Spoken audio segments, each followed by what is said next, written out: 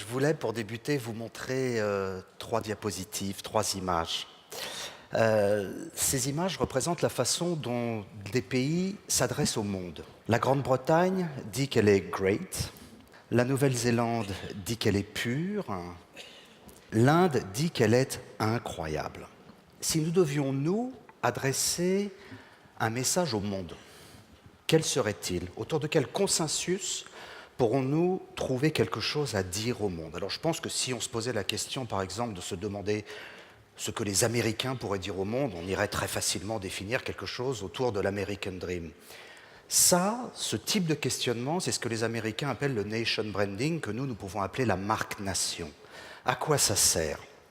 La France a des offres culturelles, des offres industrielles, des offres agricoles, des offres gastronomiques, des offres sportives, des offres d'éducation. De par la mondialisation, bien évidemment, ces offres sont en compétition avec d'autres offres qui viennent d'autres endroits du monde. Le pari de la marque nation, c'est de se dire que ces pays et ces offres, donc, pourraient se voir dotés d'un a priori positif, que parce qu'elles seraient françaises, elles seraient vues comme singulières, comme indispensables, comme irrésistibles. Je crois qu'il est très très important ici de dire qu'il ne s'agit pas de rouvrir le débat de l'identité nationale. L'identité nationale, c'est définir ce qui nous structure, la façon dont nous nous voyons. La marque nation, c'est définir la façon dont nous souhaiterions que les autres nous voient. Alors comment s'y prend-on pour révéler une marque qui tout de même a été créée au 5e siècle? Si cette marque existe, c'est qu'elle a des piliers assez forts qui la structurent. Alors ce qu'il faut, c'est essayer de les révéler. Alors les candidats sont légion. Par exemple, il y a le non-conformisme et le panache. C'est pas très économique. Je ne suis pas certain que ça ne fasse pas de nous des gens un peu difficiles. C'est un peu anecdotique. Alors à l'autre bout du spectre, il y a au contraire l'imagination et les idées. D'ailleurs, les responsables internationaux, les décideurs, nous créditent de cela. Mais revendiquer tel que, ça ferait quand même de nous des gens un peu compliqués, puis seraient un peu prétentieux. Alors il y a deux merveilleuses valeurs économiques. L'innovation. Le problème, c'est que les pays émergents et les pays asiatiques en ont fait leur cheval de bataille, et il y a la qualité. La qualité, élément clé et fondamental dans la mondialisation. Mais là encore, le problème, c'est qu'on part un peu tard, et donc sur ce terrain de la marque nation, l'Allemagne et la Suisse en ont fait leur apanage. Dommage. Alors il nous reste le luxe et l'art de vivre. Mais là encore, en matière économique, en termes de largeur de spectre, je ne sais pas comment on rentre la machine-outil là-dedans, je ne sais pas comment on rentre les services, je ne sais pas comment on rentre le digital. Puis si j'osais, je vous poserais la question, c'est quoi une usine art de vivre? Non. Alors, je vous propose quand même trois piliers. Le premier de ces piliers, l'amour des gestes, des démarches, des savoir-faire. La France a élevé ses savoir-faire au niveau d'un art. Et avec le Japon, la France est le seul pays à avoir construit une culture autour de ses savoir-faire. Ça commence comment? Ça commence par, bien sûr, les gestes, les démarches et le fait de les normer. Oh, on ne les norme pas par fétichisme, mais c'est parce que c'est le début de la création de valeur. Prenez un geste, vous le normez. Une fois qu'il est normé, vous pouvez le transmettre. Quand vous l'avez transmis, vous pouvez le dupliquer. Et donc, vous créez les conditions de la reproductibilité. Et ça crée quatre choses comme ça, l'expertise, le fait de pouvoir nommer des maîtres, la capacité de juger, la capacité d'enseigner. Et je pense qu'on se rend compte là pourquoi la France fait des choses merveilleuses dans la durée, alors que d'autres, bien qu'étant très créatifs, sont dans la fulgurance. Chacun de nos métiers a des gestes et des démarches.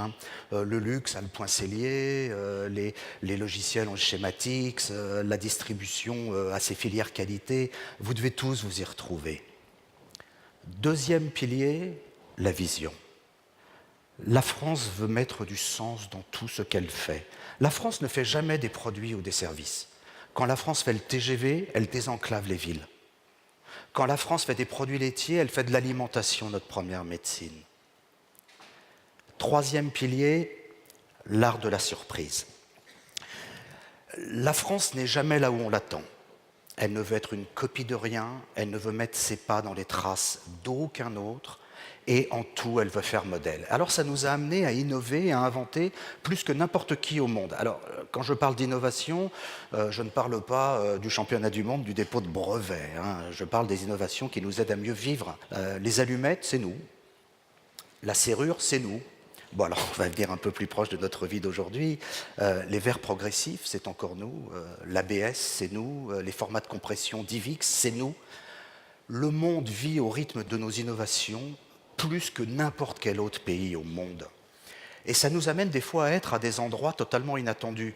Si vous prenez la musique, le premier segment économique de la musique, c'est tout ce qui tourne autour de la house, la techno, la dance. Sur les 10 premiers mondiaux, 8 sont français. Vous les connaissez, hein, Guetta, Justice, Daft Punk, etc. C'est contre-intuitif. Nous pouvons penser que les anglo-saxons jouent à domicile en la matière, mais la réalité est tout autre parce que nous surprenons. Alors l'amour des gestes, la vision, l'art de la surprise, ceci peut nous amener à définir une promesse. Vous savez, en marketing, c'est cette chose qui définit l'utilité des marques. La France n'est pas créateur de valeur. La France est un multiplicateur de valeur. La France multiplie la valeur de toutes les choses qu'elle touche. Avec la France, les choses sont plus ingénieuses, plus visionnaires, plus étonnantes, plus productives, plus sensibles. La France est une sorte d'exposant mathématique. Les choses sont factorielles France. Elles sont puissance France. Et on voit qu'ainsi révélé, le récit économique français n'a rien à envier aux immenses récits mythiques du monde. Donc ce qui nous reste à faire, c'est à le diffuser. Et là, c'est un peu compliqué dans un pays qui n'est ni pro-économique, ni anti-économique, un pays qui est à économie, au sens où il a gommé de son roman national toute référence à l'économie. Et ce serait déjà une petite nouvelle révolution française que de réussir à réintégrer toute notre histoire économique dans la grande histoire française.